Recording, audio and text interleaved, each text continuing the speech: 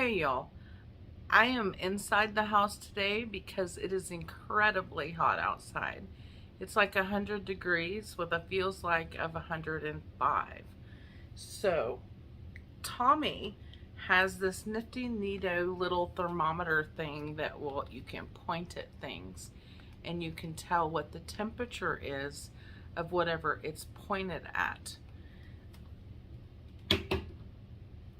One day he was showing me what the temperature was of one of the walls that I had painted not long ago. I had gone with a dark forest green for the outside of our house as we replace the tongue and groove boards with hardy, and that made me think, if that wall is 120 something degrees, I wonder what this wall over here is that has not yet been painted, that is a yellow. Well, that wall measured a whole lot cooler, like 20 degrees cooler than the dark green wall, and they were both western facing walls. I'll show you the measurements that I took here in a minute. Now, we're having a hard time keeping the inside of our house cool right now, with it being 100 degrees up to 103 outside. That's not even the feels like for the last few months. We didn't even have a spring this year. Everybody's like, oh, it's always hot in Texas. No, sweetie, we didn't have a spring this year. We've been having high 90s to 100 degree temps since what, April, May? We just completely skipped over spring this year. So it's been incredibly hot. We've had no rain for weeks here. We are in the middle of a very bad drought. The grass is dying around here. Mine's not, but most other people are. Trees are dying. The lake's drying up. It's just a complete mess. I don't even want to see what my next electric bill is going to be with the air conditioner running nonstop. But even with it running nonstop, it's keeping it at about 80 to 82 in here, with me having it set on much lower than that. It's just not able to keep up. Now, they say that your air conditioner can only lower the temperature in your house by about 20 degrees. So if it's 100 outside, then about 80 would be right. But there are things that we can do to cool the house down a little bit. Insulating your walls is one of those things, and we have already put brand new R13 insulation in all of the, well, almost all of the exterior walls in this house. By the time we're done with our remodel, every wall in the house will have new insulation. What we haven't done is we have not insulated the ceiling yet. So that's going to be a major problem in keeping this house cool. But because we're doing blown insulation, there are a couple more rooms that need to be finished. The sheetrock needs to be replaced in the ceiling before we can bring in the blown insulation. So in the meantime, I was looking at reasons that the house is so hot and trying to see if there was something that we could do to lower the temp in this house, even if it's just a couple of degrees, because a couple of degrees can really matter. One of the things I talked to Tommy about were attic fans, because there's no fan in this attic. There's not a lot of ventilation in this attic. We don't really have any soffit vents. Don't really have a fascia soffit area right now. The way it's built, there's these boards there that keep anything from coming out in and out of our attic, and we've got one vent, so it'll let some, I don't know, there's no circulation in our attic. To me, that just seems like a big no-no, especially in Texas, where we need to let the air out of the attic. We need some airflow up there, and we don't have it. But Tommy and I will keep arguing that one, because he's against any kind of attic fan, and maybe that's the wrong answer. I don't know. But I moved on to the next issue, which was testing this little heat gun, heat thermometer, whatever you want to call it, on those outside walls. I got all these measurements, and the conclusion we have come to is the paint color I chose was the absolute wrong color to choose for a house in the deep south, Texas in particular, because as everyone knows, darker colors absorb heat, they don't reflect heat. So let me show you the measurements that I took real quick, and then we'll conclude this afterwards. So it is 9:30 in the morning. Computer says it's 85 degrees outside. Here is wall 1.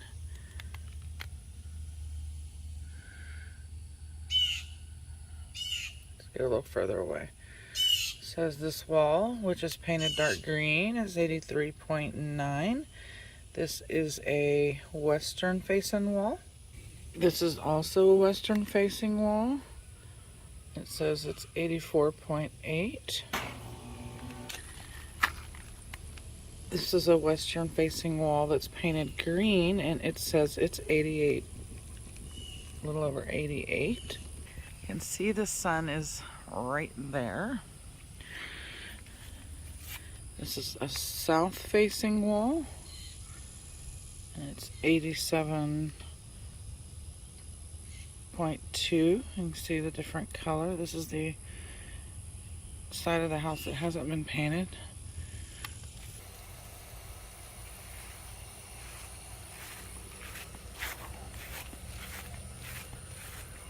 This is an eastern facing wall. So as you can see, the sun's shining on that portion. It's shaded over here, so I'm going to do both. Here's the shaded.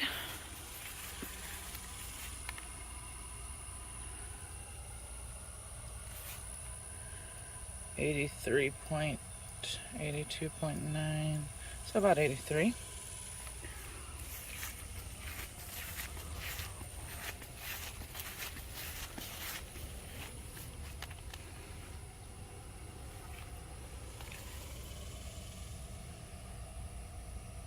Can you see that? The unshaded part is about 110, 109 point something. And the north facing wall is about 79, 78.9. And it's pretty shaded over here. This wall has not been painted. Here you can see the time, and you can see that I have the air conditioner set on 72, and it is cooling at 72. The inside temp is 72, not a problem. Now I'll show you when I get home what this says. The top number 72 is the number I have it set on. The big number 72 is what the temp is in the house. It is 3:40. I have it set on 75, and it's 80 in the house. This is my last reading I'm gonna take. This west wall is measuring about 148, a little over 148. This yellow wall on the west side is measuring about 128. No, it went down to, I'm too close. 127. And this one is measuring 143 basically. It's super hot. That's what it's showing the pond is at. See my front steps. 145. That concrete's hot. Now this is the interior wall of our living room. The outside wall is the west wall. Let's see what the inside. So it's measuring 72.8. No, sorry, I wasn't pushing the button.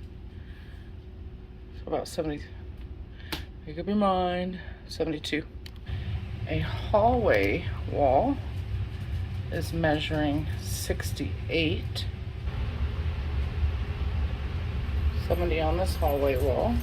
Our guest room wall, which is a west wall as well, insulated already, about 77. This uninsulated south wall, 81. Needs insulation. The coolest room of our house and our bedroom, the east wall, is measuring about 66. Yeah, 66. So as you can see, the dark green walls are a lot darker than the yellow walls on our west side, and the beige does not get as hot in the morning up until about noon when the sun's directly over our house. So the logical conclusion is we need to go with a neutral tone. Not a fan of white, but they say that white would be the best for reflecting sunlight, so in the end I may go with a white tone. Haven't decided yet. If you look at houses like in the desert, or say somewhere like Greece or somewhere, you'll notice they're all white or beige, sandstone, earthy tones, and that's what we need to go with. We need to go with something that reflects the heat instead of absorbs the heat. I still want to have that earthy nature feel that I was hoping to get with the green, but I might have to go with very light green. I'm not a fan of gray because to me gray is too prison-like, but I might even consider a gray color if it reduces the heat in this house. I was going for curb appeal over function, and we need to go back to function over curb appeal. I looked up some statistics, and it says dark home exteriors absorb 70 to 90% of their radiant energy from the sun that strike the home's surfaces. Some of this absorbed energy is then transferred into your home by way of conduction, resulting in heat gain. We don't want to gain heat. We want to lose heat. We don't have -20 winters here. So in the north, you might want to paint your house a dark color, but here in the south, no, no, no. In contrast, light-colored surfaces reflect most of the heat away from your home. So that's what we want to do. So I have been picking up paint swatches and trying to decide on new paint colors for the exterior of our house before we go any further. Why would I paint now when we're not completely finished with the exterior? Well, because I saw what started happening to the Hardy when it was left unpainted, and I didn't like that. Sorry, I'm looking at paint. And it looks nicer. It's progress. I'm all for progress. They've got these colors. I think I got this one from Home Depot. Like this one. Spanish sand. Can you see that one? Mm-hmm. That's something I might would go for. I never really liked the dark green with the white trim anyway. I didn't like the white trim. So,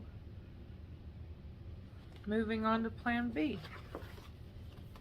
So anyway, I'm curious as to what color y'all's houses are, and if you've ever made the mistake of choosing a dark colored paint like I did. If you live in the South where it gets ultra hot, and if you've thought about repainting to lower your light bill, or lower the heat in your house, the conduction as they called it.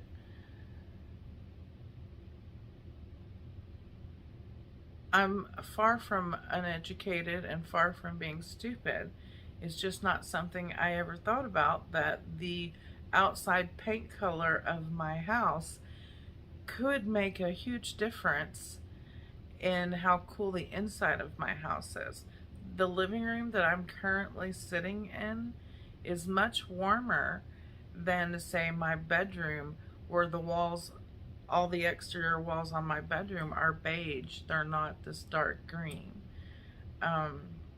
This whole half of the house where I have painted it dark green is much warmer and uncomfortable than that side of the house that still has the beige on it. So to answer the title question, does the paint color of your house make a difference where cooling is concerned? The answer is definitely yes, it does. And I think my measurements on the little heat gun thing, heat thermometer, prove that. So lesson learned, and we won't make that mistake again. Thank you guys for watching, and if you haven't already, please subscribe.